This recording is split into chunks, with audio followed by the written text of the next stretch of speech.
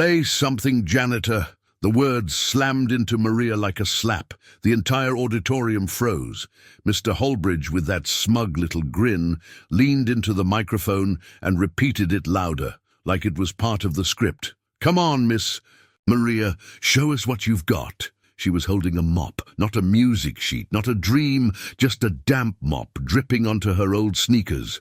Laughter rippled across the stage. A student near the piano muttered, "This'll be good." Another whispered, "She probably doesn't even know what those keys do." Maria didn't speak. She couldn't. She could feel her heartbeat thundering in her ears. She wanted to disappear, to sink into the cold, polished floor. But every eye, every mocking, curious, pitying eye, was on her, filming her, judging her. Mr. Holbridge crossed his arms. "Don't be shy. You do play, don't you?" That twist in his tone, the kind used to mock someone while pretending to be encouraging, burned more than the laughter. For a second, no one moved. Even the students felt it now. This wasn't just a joke, it was cruel. Maria walked, slowly, past the students, past the stage, past the giggles, up to the black piano that gleamed under the hot stage lights. She placed her mop against the leg of the bench, sat down. No one was laughing anymore. She raised her hands, paused. Her fingers hovered, hesitant, trembling. A tear clung to her lashes, and then she struck the first chord. It wasn't noise. It was power. It was rage, sorrow, memory, and defiance, exploding in a single thundering note that cracked through the room like thunder. Every mouth shut, every camera dropped, because they knew, in that very second, this woman was no joke. Maria's hands were steady as she pushed the mop across the floor. It was an early morning, and the air in the hallway still carried the faint scent of polish, mingling with the remnants of the last night's storm. The sound of her mop dragging on the marble tiles was the only noise in the space, until she began to hum, a soft, delicate hum. She didn't realize it, but the music filled the empty corridor. Maria was alone, lost in the simple pleasure of the classical tune that had been. It taught to her as a child back in the Philippines. It was a comfort, an escape from the dull routine that marked her life here in Boston. As a single mother, she spent most of her days cleaning the wealthy corridors of prestigious private schools, places she could never afford to send her son, even though she worked tirelessly to ensure he would be educated well. Her job, her life, it wasn't much, but it was hers.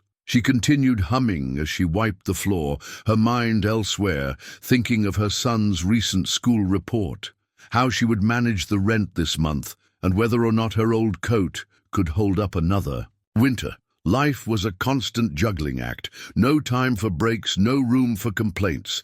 Then a voice cut through her thoughts. "Well, well, well. What do we have here?" The voice was sharp, mocking. Maria's stomach tightened. She looked up and saw Mr. Holbridge, the music teacher, standing at the end of the hall. His arms were crossed, his expression twisted in a sneer. She lowered her mop, trying to avoid eye contact, hoping he would just move on. She had no time for his antics, but Holbridge wasn't done. He stepped closer, his polished shoes echoing through the otherwise silent hallway. "Maria, was that you singing? Or was the janitor trying out for the school's next big musical?" He chuckled, loud enough for anyone nearby to hear. Maria felt the sting of his words settle into her chest. She forced a smile, but it didn't reach her eyes. She hadn't asked for his attention. She hadn't wanted anyone to notice her. But Holbridge wasn't finished yet. He tapped his chin, pretending to think. "No, I don't think so. You wouldn't want to interrupt the real musicians, would you? Maybe you should stick to mopping." A few students walked by, snickering. The sound was small at first, like the rustling of leaves, but it quickly grew into full-blown laughter. They didn't even try to hide it. They whispered, they pointed. One girl in the group even pulled out her phone, her fingers flying over the screen. Maria's heart raced. The laughter felt like acid on her skin. Every inch of her wanted to run. She wanted to escape the ridicule. She wanted to hide somewhere, anywhere, away from the eyes of those who never truly saw her. "Maybe we can have a little show later," Halbridge continued, undeterred by the growing tension. "A little talent show, you, Maria. Show us what you've got. I'm sure you have a hidden talent." His voice was dripping with sarcasm. Maria could feel the weight of every word he spoke. His smugness, it was a weapon. He knew the power he held. To the students, to the faculty, he was untouchable. To her, she was just the woman who cleaned their mess. "Go on, Maria. Don't be shy," he urged. "Play us a song. Or wait, how about you hum for us again? You sounded great before." The group of students had gathered around him now, their laughter louder. One of the boys shouted, "Hey, miss, you should sing! Show us your real talent!" The others echoed him, egging her on, making it clear that this wasn't an innocent suggestion. It was a demand for humiliation. Maria's chest felt tight. Her mouth went dry. She knew she should just walk away, that it wasn't worth it. But the weight of their eyes, of their ridicule, felt like a vice tightening around her ribs. She stood there, frozen. She couldn't speak. She couldn't even move. The silence between her and Halbridge stretched long, but it wasn't an innocent silence. It was full of judgment, full of expectation. "See," Halbridge said, his voice sharp with triumph. "Even the janitor knows her place.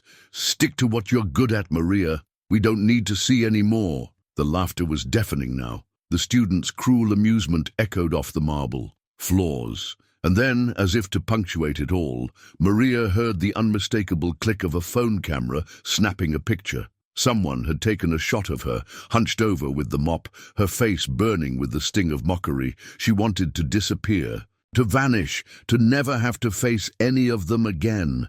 But she couldn't. She was stuck. The joke was on her. "Go on then," Halbridge said with a dismissive wave, turning to leave. "Get back to work." He didn't even glance at her as he walked away, leaving a trail of laughter behind him. Maria remained there for a moment longer, the weight of his words heavy on her chest. The students were dispersing, their laughter trailing off as they went back to class, but the sting of their cruelty stayed with her. For a long moment, she stood motionless, her mop clutched tightly in her hands. She could feel the heat of the shame creeping up her neck. She wasn't just embarrassed, she was humiliated, in front of everyone. And for what? Because she had dared to sing a little, because she had a voice. She didn't belong here, not in their world, and they made sure she knew it. With a sharp exhale, she wiped her face with the back of her hand and forced herself to move. There was no time to dwell on it, no time to fall apart. She had work to do. But the sting of Halbridge's words, of the students' laughter, would stay with her long after the school bell rang. Maria had once known the sound of music not as a background hum, but as the very pulse of her life. The melodies she played filled rooms, soothed souls, and brought people together. But that was before life became a series of compromises, before she became the silent figure who swept the floors of prestigious schools, while her dreams remained buried beneath the dust. In Sersh, the Philippines, Maria was someone else entirely. She was a music teacher, a pianist of extraordinary talent, respected in her small community. She had studied at the University of Santo Tomas, where she earned her degree in music education. It had been her life's calling to share the power of music, to teach children to find their own voices in melodies, to unlock doors to a world few could imagine without the keys of harmony. The air in her small, modest apartment in Manila had once been thick with the sound of Chopin, Bach, and Mozart. The piano had been her anchor, her escape, her connection to everything beautiful she dreamed of. But life, as it so often does, had other plans. When Maria's mother was diagnosed with cancer and her father's health began to fail, Maria's world shifted. She was the eldest of 3 children, and it fell upon her to care for both parents. Her younger siblings had their own lives to lead, careers to start, families to raise. But Maria stayed behind, in the cramped, weathered apartment, nursing her parents through hospital visits, doctor appointments, and days filled with pain. There was no time to teach. No time for the music she loved. She had no choice but to watch the piano she had cherished so dearly collect dust. But sacrifice was something she had known since childhood. Her parents had worked tirelessly to provide. For her and her siblings, they had made sure she received a good education, though their means were limited. Maria had always felt the weight of their sacrifices pressing on her, and so, when the time came for her to return the favor, she did so without hesitation. Her heart heavy with the weight of her decisions, Maria sold her piano, her most prized possession, to pay for her parents' medical expenses. It felt like a betrayal to part with the one thing that had always kept her grounded, but what else could she do? She had no other way to provide. As the years passed, Maria's world shrank. She found herself taking on odd jobs to support her family. It was never enough. Eventually, as her parents' condition worsened, Maria made a painful decision. She couldn't bear to watch them suffer anymore. She had to leave. The United States called to her like a distant star, a place of opportunity, a place where she could find work and send money back home. Her daughter, Sarah, was young, too young to understand why her mother was leaving. Maria promised her daughter she would be back soon, that it was for the family, that they would have a better life when things improved. But it wasn't true. Maria's mother died shortly after Maria left, and by the time she had saved enough to return, it was too late. Her father, too, passed away a few months after. The dream of returning to the Philippines, of being the teacher, the mother, the woman she had once been, vanished into the fog of grief and lost time. Now in the U.S., Maria's world was the sound of brooms sweeping, mops gliding across floors, and the constant hum of fluorescent lights overhead. She had no time for anything else. There was no piano, no orchestra, no students to teach, just the endless cycle of cleaning classrooms and hallways in expensive schools, wiping away the marks left by privileged children who would never understand what it felt like to struggle. Maria had taken the job as a janitor, hoping to provide for her daughter and send money back to the Philippines. She worked long hours, scrubbing and mopping, never complaining. Every night, she would return to the small apartment she shared with Sarah, exhausted but never defeated. Sarah was growing up now in this new world, but the emotional distance between mother and daughter had begun to widen. Sarah was becoming a teenager, and Maria, the one who had sacrificed everything for her, was no longer the person she had been before. She was the silent figure in the corner, cleaning up after others, forgotten except when something was spilled. But in those rare moments of solitude, when the school was empty and the only sound was the swish of her mop against the floor, Maria would hum. It was all she had left, those few fleeting moments when the music could still find a place in her heart. The piano in her memories felt distant now, a phantom echo of a life that had slipped through her fingers. But the songs she hummed, soft and mournful, were still there. Music was her tether to the past, a connection to the person she had been. In the dim light of the school hallways, she would close her eyes and imagine the keys beneath her fingers, the familiar weight of the music lifting her from the weight of the world. Her breath would deepen, and she could almost hear the melodies of Beethoven fill the empty space around her. Almost, but then reality would return with a vengeance. She would hear the sound of students walking by, their laughter cutting through, her moment of peace reminding her of where she was and who she had become, a janitor, invisible, forgotten. But even in that quiet solitude, Maria's heart refused to fully give up. Despite everything, despite the years of sacrifice, the pain of her lost dreams, there was still something inside her that burned bright. The music inside her hadn't died. It was still there, hiding beneath the surface, waiting for a moment to be unleashed. Maria wasn't just the janitor. She wasn't just the woman who mopped the floors and scrubbed away the remnants of someone else's life. She was still the woman who had once stood at the front of a classroom, teaching young minds to reach for their dreams. She was still the woman who had poured her soul into the music, every note an expression of her deepest desires. She had lost so much, but not everything. And someday, somehow, she would find her way back to the music. The classroom was buzzing with the usual noise of a school day, a hum of voices, the shuffle of feet, the soft scratching of pencils on paper. But as Mr. Halbridge strode into the room, his presence cut through the chatter like a blade. He had been observing Maria from the corner of his eye as she mopped the hallway just outside the door. The janitor, the invisible woman who cleaned up their messes, was just a shadow in their world. But today he decided to make her the subject of his cruel joke. He paused at the door, his back to the class, as he leaned casually against the frame, his fingers drumming lightly on the wood. "I wonder if Maria here can entertain us," he said, raising his voice just enough so everyone could hear. "Let's see if she's got some talent beyond cleaning. How about it, Maria? Why don't you come in here and show us your janitor? Piano skills?" The words hung in the air for a moment, and the room went quiet. Mr. Halbridge's smirk was wide, self-satisfied. His eyes flicked toward the students, who were already shifting uncomfortably in their seats. He thought it would be funny, his little jab at the janitor who had been humming in the hallway. A quick laugh, a moment of superiority, something to entertain the class for a second.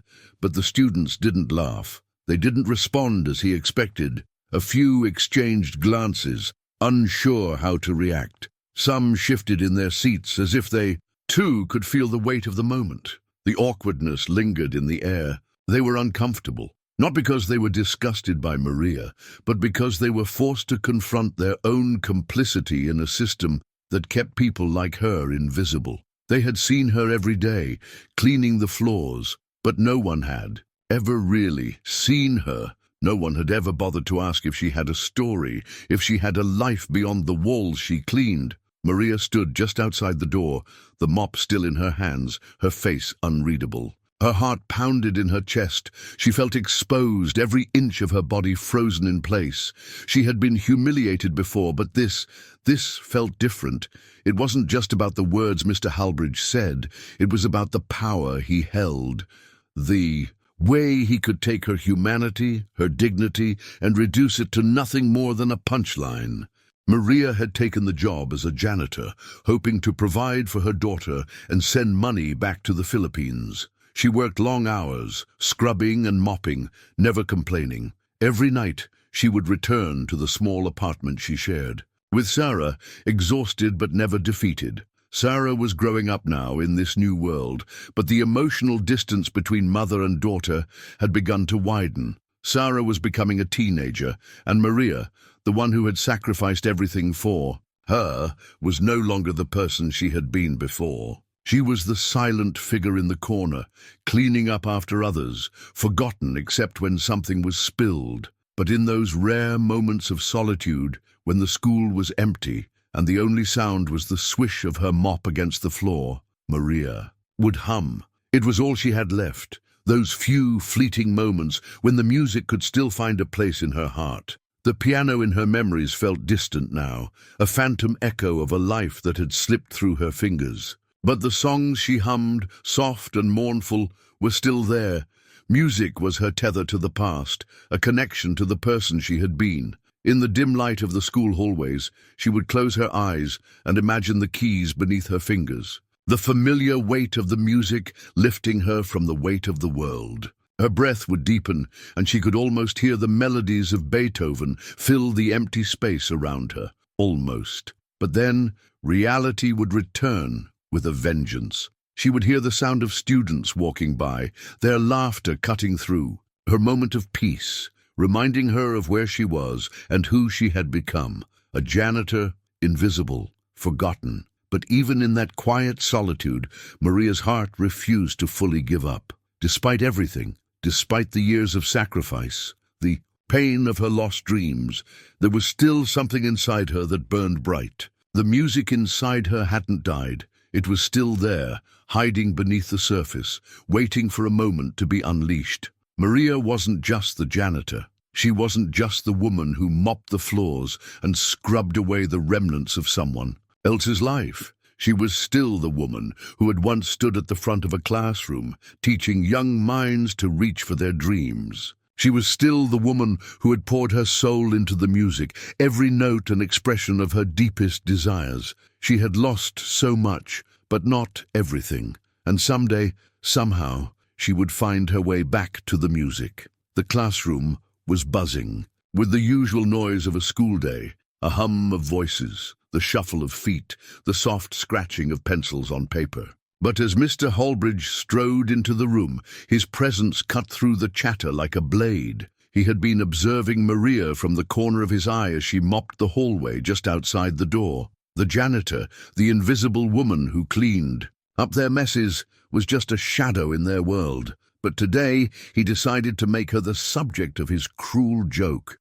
He paused at the door, his back to the class, as he leaned casually against the frame, his fingers drumming lightly on the wood. "I wonder if Maria here can entertain us," he said, raising his voice just enough so everyone could hear. "Let's see if she's got some talent beyond cleaning. How about it, Maria? Why don't you come in here and show us your janitor? Piano skills?" The words hung in the air for a moment, and the room went quiet. Mr. Holbridge's smirk was wide, self-satisfied. His eyes flicked toward the students, who were already shifting uncomfortably in their seats. He thought it would be funny, his little jab at the janitor who had been humming in the hallway. A quick laugh, a moment of superiority, something to entertain the class for a second. But the students didn't laugh. They didn't respond as he expected. A few exchanged glances, unsure how to react. Some shifted in their seats, as if they, too, could feel the weight of the moment. The awkwardness lingered in the air. They were uncomfortable, not because they were disgusted by Maria, but because they were forced to confront their own complicity in a system that kept people like her invisible. They had seen her every day, cleaning the floors, but no one had ever really seen her. No one had ever bothered to ask if she had a story, if she had a life beyond the walls she cleaned. Maria stood just outside the door, the mop still in her hands, her face unreadable. Her heart pounded in her chest. She felt exposed, every inch of her body frozen in place. She had been humiliated before, but this felt different. It wasn't just about the words Mr. Holbridge said. It was about the power he held. The way he could take her humanity, her dignity, and reduce it to nothing more than a punchline. She hesitated. Every part of her wanted to run, to flee the humiliation, to disappear into the safety of the janitor's closet. But something inside her kept her rooted to the spot. There was a burning feeling in her chest, a flicker of something long buried. She couldn't just let it slide. Not this time. Mr. Holbridge turned to the class, his voice dripping with sarcasm. "Come on, Maria, don't be shy. Show us what you've got. After all, it's just for fun, right? You've got this. Go on, give us a performance." The students shifted again. Some seemed genuinely uncomfortable. A few whispered to one another, but their voices were hushed, as if they realized the cruelty of the situation too late. But it was too late. The damage had already been done. Maria stepped forward, her feet heavy with reluctance. The mop in her hands felt like a weight she couldn't bear. She could hear the snickers, the low murmurs of the students. But she couldn't stop now. She had to follow through. For better or for worse, she couldn't back down. She entered the classroom slowly, the air thick with tension. Mr. Holbridge grinned at her as if he had won some small victory. "Well, there she is," he said, almost gloating. "Ladies and gentlemen." The janitor turned piano prodigy. A few students chuckled, but the sound was hollow. The awkwardness was suffocating now. No one was truly enjoying the joke. It wasn't funny. It was cruel. But no one knew what to do. Maria stood by the piano in the corner of the room, her fingers trembling. She could feel every eye on her, and for a moment she thought she might break under the weight of it all. The sound of her heartbeat thundered in her ears, drowning out the voices in the room. Her throat felt tight, like something was choking her from the inside. She had lived through so much pain in her life, but this was different. This was public. This was exposure on a scale she had never known. She looked at the piano. It seemed like a lifetime ago that she had sat at one like it, her fingers gliding over the keys as her soul poured out in every note. But that was before the world had swallowed her dreams, before she had been reduced to this. A moment of silence passed, and Maria finally gathered herself. She took a deep breath, lifted her hands, and placed them on the piano keys.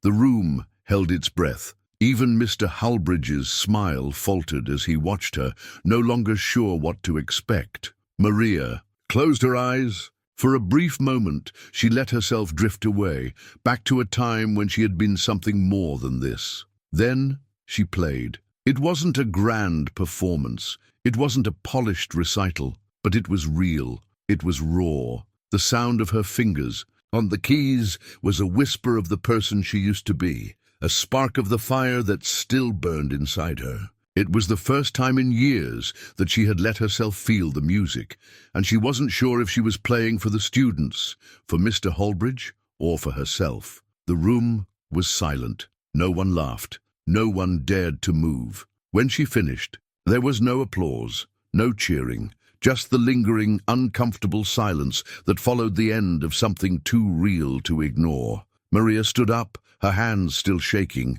and without a word, she turned and walked out of the room. The mop was forgotten, left behind in the classroom as she exited, the echo of her footsteps resounding through the halls. The students stayed silent, their unease lingering long after she was gone. Mr. Hulbridge stood there, his smug grin now gone, replaced by something he couldn't name. He had tried to humiliate her, but in the end, it was he who was left speechless. Maria stood at the edge of the stage, staring at the grand piano bathed in the spotlight. Her heart thudded against her chest, a painful rhythm that almost drowned out the sound of the students whispering behind her. The mockery from earlier still stung, a bitter reminder of how far she'd fallen from the woman she once was. The piano, though, it wasn't just a prop. It wasn't just an instrument used to humiliate her. It was a reminder of who she had been, a teacher, a pianist, a woman with dreams.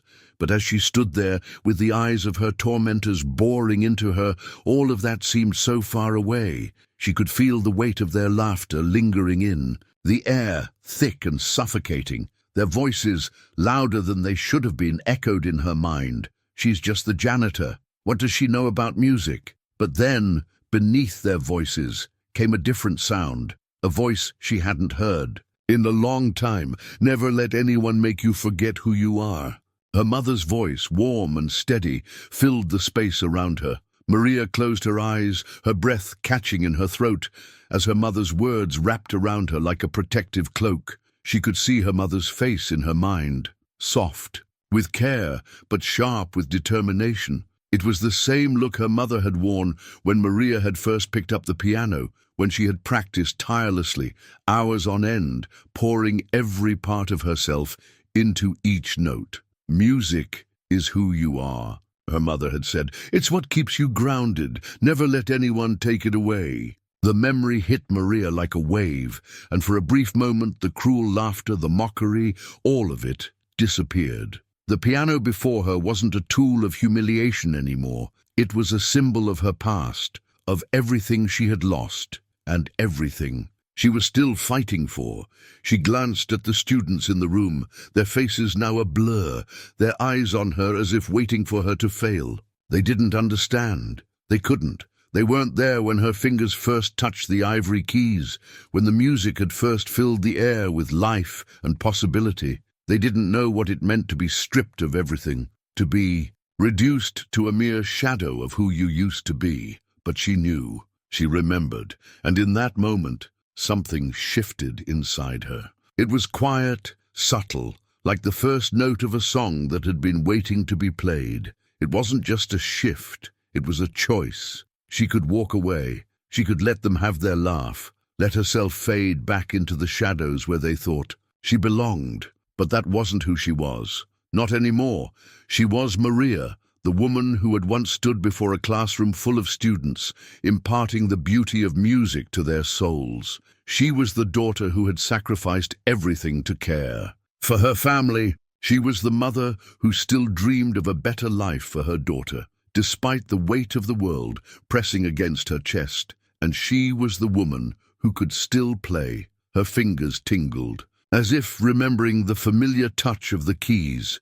She wasn't going to let this moment slip away. She wasn't going to let her mother's words become a distant memory.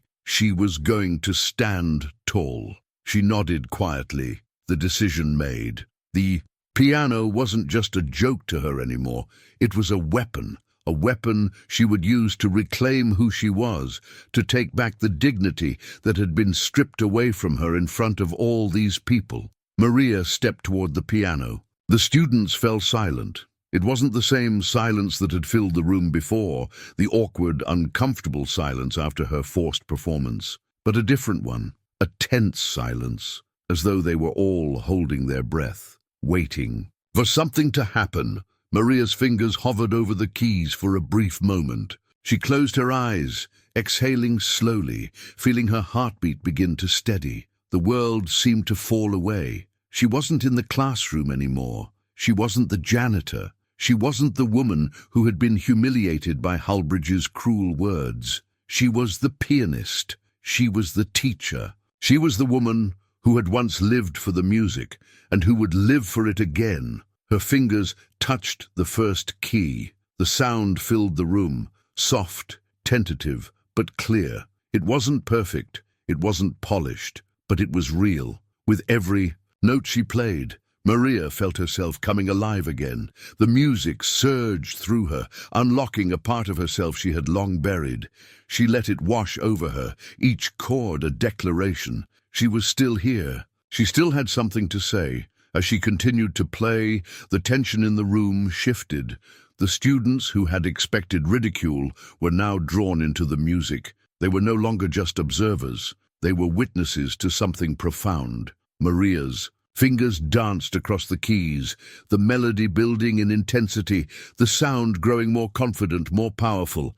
And for the first time in a long time, she felt free. She finished the last note, the sound lingering in the air, suspended in time. For a moment, there was silence, deep, respectful silence. Maria's chest rose and fell with each breath, the weight of the moment sinking in. She had done it. She had stood up not just for herself, but for every person who had ever been overlooked, underestimated, and made invisible. When she finally opened her eyes, she saw them. The students. They weren't laughing anymore. They weren't snickering or filming her with their phones. They were still. Some had their mouths open in surprise, others just staring as if they couldn't quite believe what had just happened.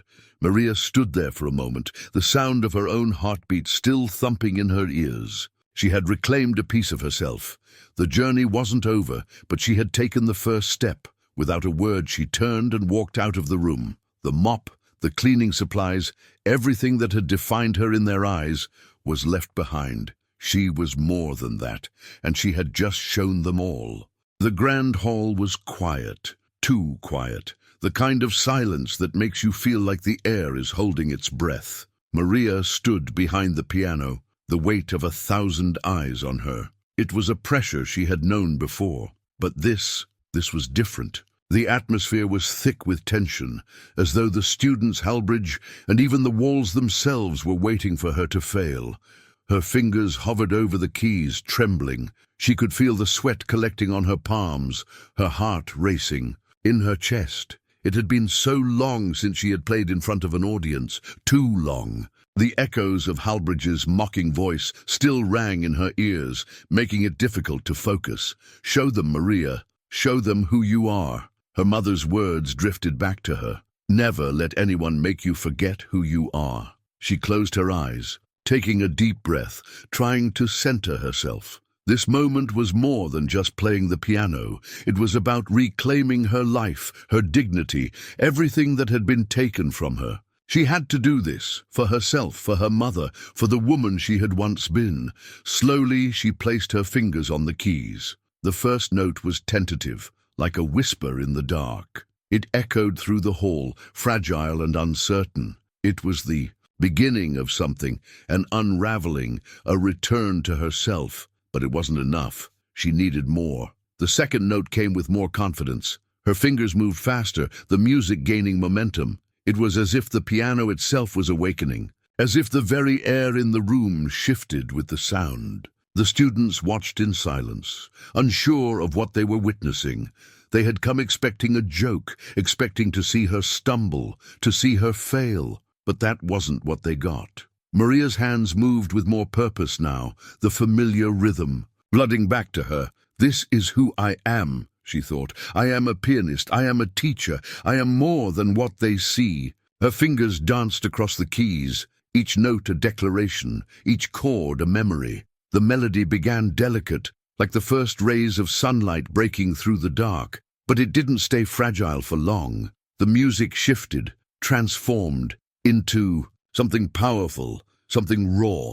The tempo increased, the intensity building with every passing second. The notes surged, rising and falling like the swell of the ocean. The sound filled the room, wrapping itself around every person present. Mr. Holbridge shifted uncomfortably in his seat. He had been sitting at the back of the room, arms crossed, trying to maintain his smug, unimpressed posture. But with every passing moment, he seemed to shrink in his seat. The music was getting to him. It was impossible not to feel the raw emotion in the air, the energy that Maria was pouring into every note. Maria's hands never faltered. She poured herself into the music, her soul laid bare with each movement. She could feel it now, the connection, the power that came with playing the piano. She was no longer a janitor. She was no longer invisible. For these few moments, she was the artist, the teacher, the woman who had once commanded a classroom of students.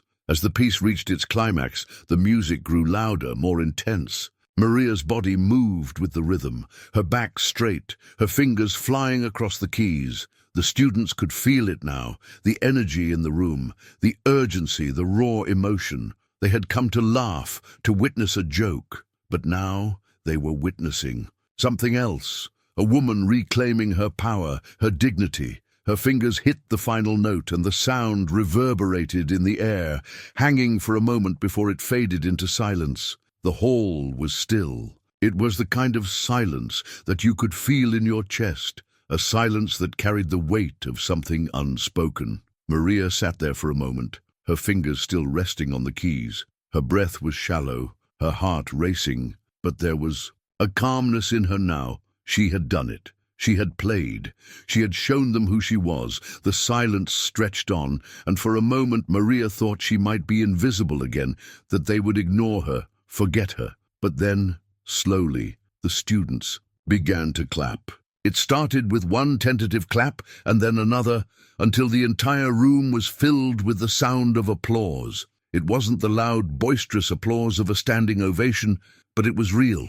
It was genuine. They had seen her. They had heard her, and in that moment, they understood. Maria stood up, her hands still shaking but her heart soaring. She looked around at the students, who now met her gaze with something new in their eyes. Respect, awe, maybe even admiration. For the first time since she had walked into that room, she felt like she belonged.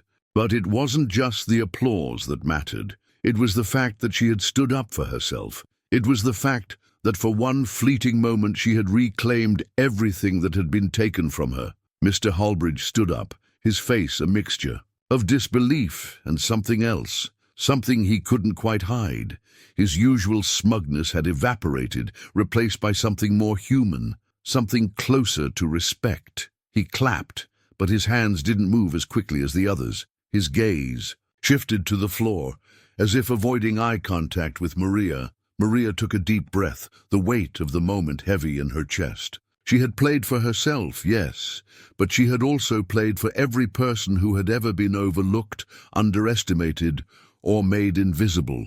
She had played for the woman she used to be, and for the woman she had become again. She turned and walked out of the room, her head held high. The applause faded behind her, but the music still rang in her ears. The silence of the hallway was different now. It wasn't oppressive. It was peaceful. It was hers. As she walked, she knew that this moment, the one where she had reclaimed her dignity, was just the beginning. The journey wasn't over, but for the first time in a long time, Maria felt ready to face whatever came next, the final. Note hung in the air, lingering like a breath caught in time. It reverberated through the hall, its resonance slowly fading into the heavy silence that followed.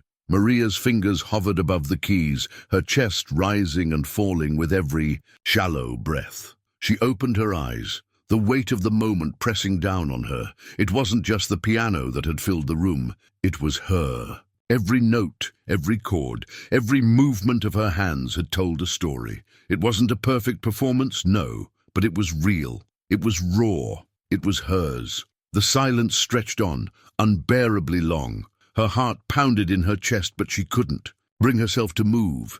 She waited for something, anything, the sound of laughter, of mockery, of judgment. She had prepared herself for it after all.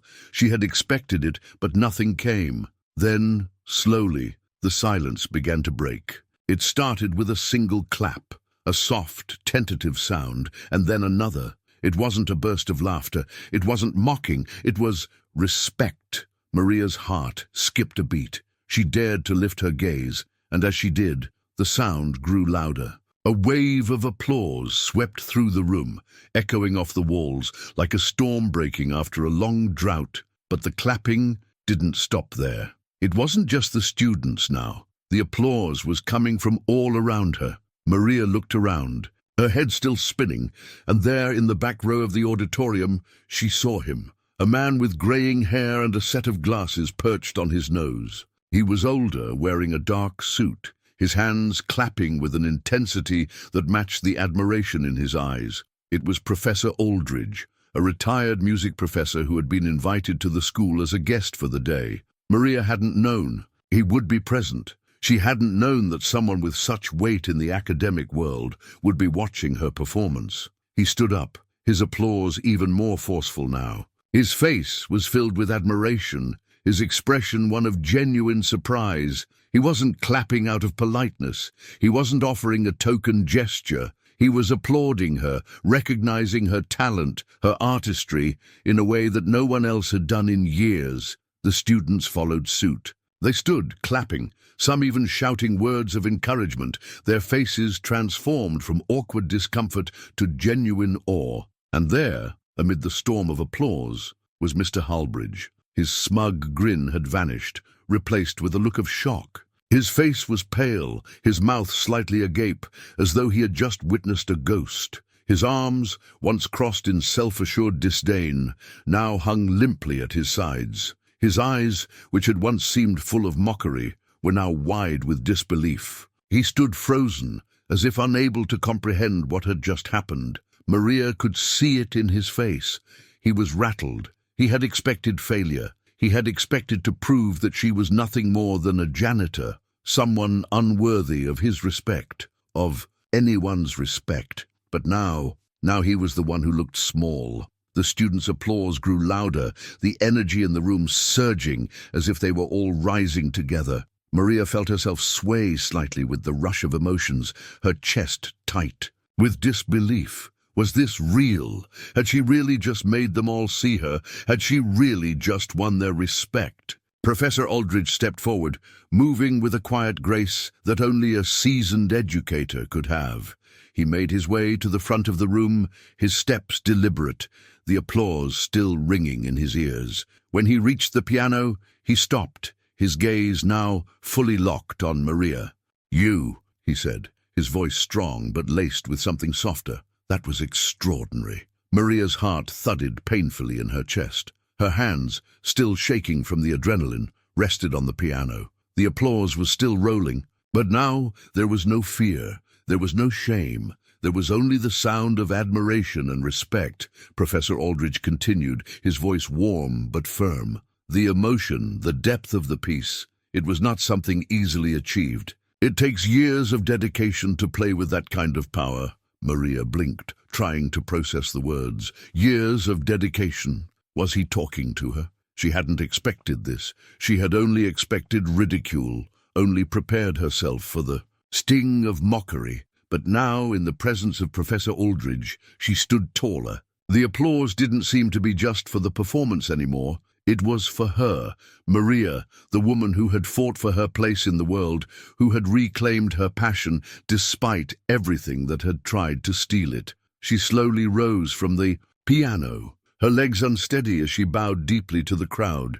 The applause did not stop. It continued, growing in intensity and acknowledgement, as if the audience could feel the weight of her journey, the struggle that had brought her here. But as she stood there, in the midst of the applause, one thought echoed in her mind. This isn't the end. It's only the beginning. She stood tall, her back straight, her face no longer cast down.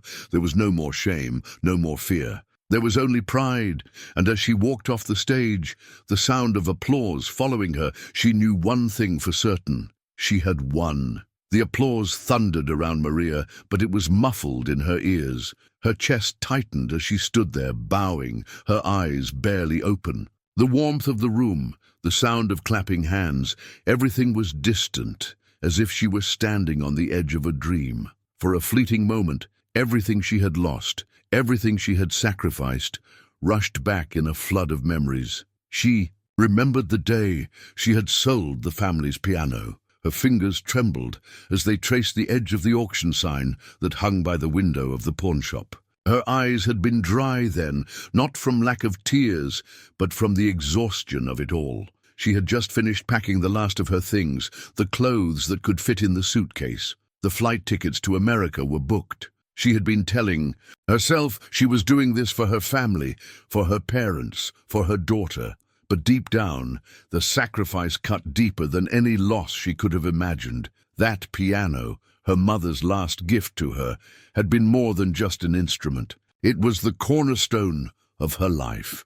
It was where she had learned to dream, to aspire. The day she handed it over to that stranger felt like she was giving up her soul. The man had barely looked at her as he wrote the receipt, his eyes fixed on the smooth, polished wood of the piano.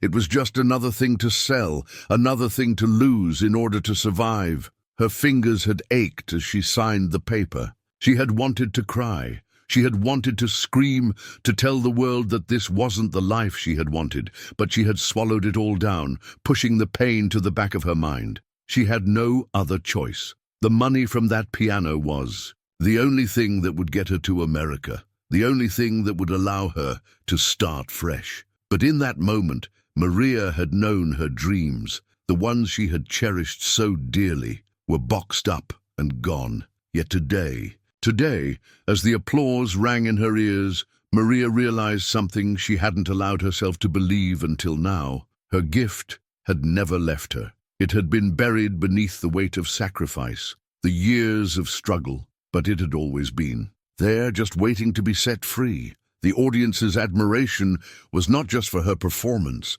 it was a reflection of the strength that had brought her to this moment. She wasn't just the janitor anymore. She was Maria, the woman who had refused to let go of what was hers, no matter the cost. She bowed once more, tears blurring her vision. But this time, they were tears of recognition, of something beautiful finally breaking through the pain. The applause was still ringing in Maria's ears as she made her way off the stage.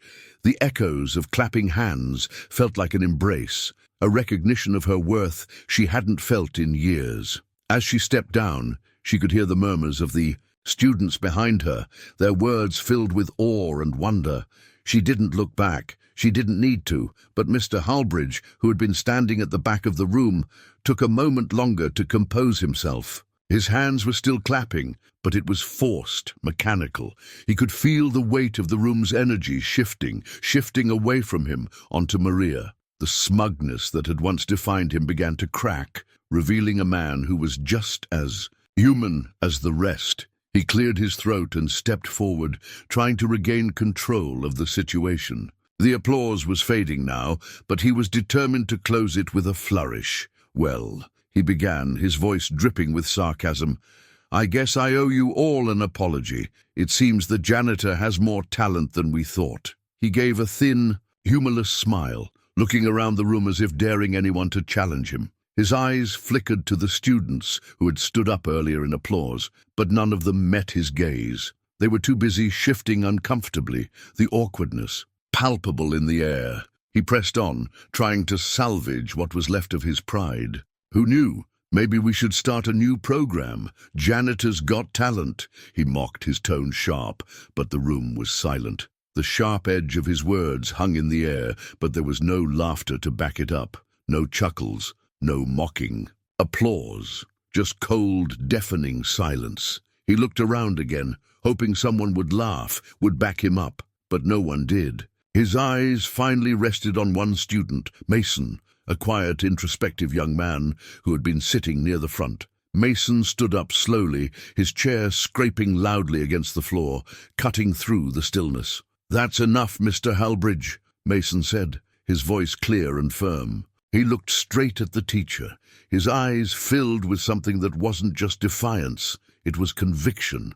Halbridge's face tightened. He opened his mouth to speak, to dismiss the student with another sarcastic remark, but Mason continued. "You don't get to belittle her like that. You don't get to use her as a joke just because you think you can." The words hit like a punch. The room was frozen. No one had dared to speak up before. The power dynamics had always been clear, the students, the teachers, and Maria, the janitor, at the bottom. But now Mason was challenging that. Challenging Halbridge's right to mock. "You humiliated her," Mason went on, his voice stronger now. "And for what? Because she's not like you? Because she doesn't fit your idea of who's worthy?" He shook his head. "You should be ashamed." Halbridge's face flushed crimson. He opened his mouth, but no words came out. He could feel his control slipping. He had never been challenged like this before, not by a student, not by anyone. In this room, his words, his authority, they were meaningless now. Mason stood tall, his eyes never leaving Halbridge's. "She played. She did something real. And you just made a fool of yourself." A murmur of agreement rippled through the students. The silence had been replaced by a quiet sense of justice, of rightness. They had seen what Halbridge had tried to do. They had seen the truth behind his cruel joke. Halbridge's jaw clenched, and for a moment he looked like he might shout, might try to regain some shred of authority. But something had shifted. Something was gone now. The respect he had held, no longer his. He turned sharply on his heel, his face twisted with humiliation. "I don't have time for this," he muttered, his voice strained. "This is ridiculous." Without another word, he stormed out of the room, his footsteps echoing down the hallway. The students watched him leave, and for a moment no one moved. No one spoke. The air was thick with the weight of what had just happened, but then slowly the tension began to lift. It was as if the room had taken a collective breath, releasing the discomfort, the fear. Mason turned to Maria, his eyes softening. "You were incredible," he said quietly. She looked at him, a mix of surprise and gratitude in her gaze. She hadn't expected this. She hadn't expected him to stand up for her, to speak out against the cruelty she had endured. Maria nodded, a small, genuine smile curling at the corners of her lips. For the first time that day, she felt something more than just relief. She felt seen, she felt valued, and in that moment she realized that she didn't need Halbridge's approval. She never had. The crowd had shifted, the power had shifted, and for the first time Maria felt like she truly belonged. As the last of the applause faded, the room's energy shifted. The students, who had once laughed at her, were now left in a stunned silence. But Maria didn't dwell on them. She wasn't looking for their approval anymore. The feeling of the keys beneath her fingers, the music she had poured into the air, it was enough. She turned toward the edge of the stage, still feeling the heat of the moment on her skin. And then she saw him. Professor Aldridge, the retired music professor, was making his way toward her, his steps measured and calm. He wasn't one to be lost in the crowd. Even now, in his age and his tailored suit, there was a certain energy in the way he moved, a quiet authority that spoke volumes. Without a word, Maria's heart skipped a beat as he approached her. She had recognized him in the back of the room earlier, but she hadn't expected him to approach her now, not after everything, not after the way Halbridge had tried to humiliate her. "Maria," Professor Aldridge said with a gentle smile, his voice warm but firm. "That was incredible. I was taken aback by the depth of your performance." He paused for a moment, studying her with a gaze that seemed to see beyond her janitor's uniform and into the heart of who she truly was. "It's been far too long since I've seen someone play with that much passion. You have a gift." She stood there, unsure of what to say, the emotions of the past few minutes still swirling inside her. But his words, They struck a chord, deep within her, a gift. It felt like a recognition she had longed for but never received. Not like this. I don't know what to say, Maria said quietly, her voice filled with hesitation. I've been away from music for so long. I didn't think I could do it anymore. Professor Aldridge gave her a knowing look, one that seemed to understand the weight of her words. The gift is never truly gone, he said gently. It's just waiting to be reawakened. He took a step closer, his voice lowering, as though the conversation were just for her. Maria, I know the local Filipino music community. I've worked with them for years. They're always looking for teachers, people who know the soul of music. And I think, he paused, his eyes locking with hers, I think you still have a place there. If you're open to it, I could help you reconnect with them. And perhaps even teach again. Her breath caught in her throat. The weight of his words hit her like a wave, one she hadn't expected. Teach again. It seemed impossible, but something inside her stirred, something that had been buried deep, something that longed to rise again. Maria started, her voice trembling. I've been so afraid that it was too late, but maybe it's not. Professor Aldridge smiled, the corners of his eyes crinkling with genuine warmth. It's never too late to start something new. You have a future in this, Maria. I see it. For the first time in a long time, hope began to blossom inside her. Maybe this was the opportunity she had been waiting for, the one that would let her reclaim everything she had almost lost. Maria nodded, her eyes glistening with unshed tears. Yes, I want to try. Weeks had passed since the day Maria stood at the piano, her soul laid bare in front of an audience that had once overlooked her. The applause, the respect, the new opportunities, it all seemed like a distant memory now, swallowed by the quiet of everyday life. But it was a different kind of quiet this time, not one born from fear or uncertainty, but one born from peace. Maria stood in the middle of a small, modest community center, her hands resting lightly on the keys of a well-worn piano. The room was filled with the sound of children, some tentative, others bold, playing along to the melodies she guided them through. The kids were focused, some glancing up at her for reassurance, others lost in their own world of music. There were no crowds here, no expectations, just the sound of laughter, the occasional mishap, and the joy of creating something together. Maria's eyes softened as she looked around. This was her world now, a world where she wasn't just a janitor, a shadow in the corners of a classroom. She was a teacher, a guide, someone who helped others find their own voice in the music she loved. The role felt so natural, so familiar, it was as though she had never stopped teaching. She glanced to the back of the room where her daughter, Sarah, sat on a chair, her eyes sparkling with pride. Sarah's legs swung playfully beneath her as she watched her mother with a soft smile. The pride in Sarah's eyes was something Maria had dreamed of for years, but had never fully allowed herself to hope for. But now, standing here with the children learning under her guidance, Maria could feel the warmth of her daughter's love wrapping around her. When she had first started teaching again, it was nothing more than a way to reconnect with her passion, a quiet victory in the midst of everything she had lost. But now, weeks later, it had become so much more. It had become her purpose. Her joy wasn't measured by fame or recognition. It was found in these small moments, in the way she saw the spark of discovery in a child's eyes when they finally understood a difficult chord, or in the way they all laughed together when a note went awry. The room was filled with light, real sunlight, spilling in through the windows, reflecting the life and energy that had returned to her world. For so long, Maria had felt like the world had been dimmed around her, like she was invisible, unseen.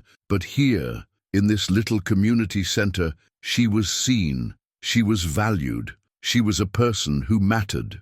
As she played the first few notes of a simple song, her fingers moving with ease and confidence, Maria felt something inside her she hadn't felt in years. Peace. Her life wasn't perfect, it wasn't glamorous, but it was hers. And for the first time in a long time, she didn't feel the need to prove herself to anyone. She had already proven enough to herself. The kids followed along, some with more enthusiasm than skill, but that didn't matter. What mattered was the sound of their collective effort, the laughter that bubbled up when one of them made a mistake, and the warm, gentle way Maria corrected them. She didn't need the applause anymore. She didn't need anyone's validation. This was enough. As the lesson drew to a close, Maria looked at Sarah again. Her daughter waved, a silent signal of her pride, and Maria's heart swelled. It was in this moment, surrounded by the children she taught and the love of her daughter, that she realized her joy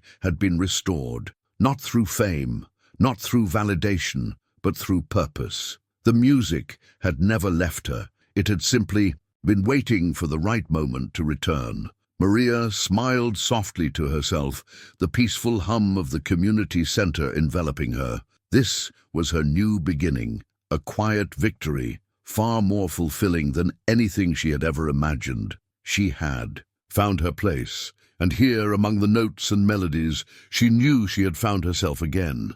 As the sounds of the children's laughter and the soft tapping of piano keys filled the room, Maria stood in the corner, watching them. Her heart swelled with something deep, something peaceful, something she hadn't felt in years. For the first time in a long time, she was at peace with herself. She was teaching again, and the joy she saw in the children's eyes, the same joy that had once burned brightly in her own, was her reward. The applause from that day had long faded, but its impact lingered in the quiet, daily moments. The smile of her daughter, the pride she felt as she watched her students grow. As Maria gently closed the piano lid and turned to face her students, she spoke quietly, her voice soft but full of conviction. "Dignity isn't found in what you do," she thought to herself, the words like a mantra, "but in how you never forget who you are." She had learned that lesson the hard way, through the years of struggle, sacrifice, and silence.